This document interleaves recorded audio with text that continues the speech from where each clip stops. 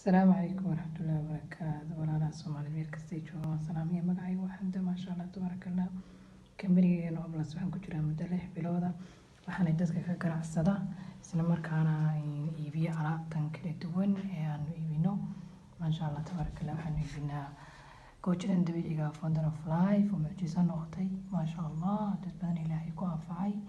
xanuuno badan ay la noolaayeen kaga duubeen. Skin care kaasaan iibinaa oo isna wajiga maasha Allah ka dhigaya.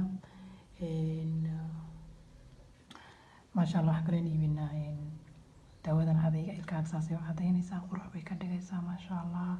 dadka suusku galay, dadka wax qurshaha ka madoobay, dadka casaanku galay, maasha Allah qurux bay ka dhigaysaa. waxaan iibinaa fashion-kan muraayadahan free baan ku helnaa. quruxda badan waa marka maxay tiri muraayadahani saacadahaas maasha Allah tabarakallah, waxa soo quruxa. waxaan kale iibinaa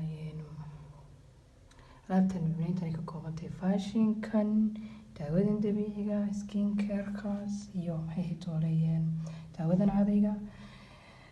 goojadan dabiiciga maasha Allah muddo 6 bilood baan isticmaalay. xabadan aad arkaysaan waa tii 6aad, hadda 7 baan furtay. maasha Allah waxyaalo badan aan kacabanayna way iga caawisay.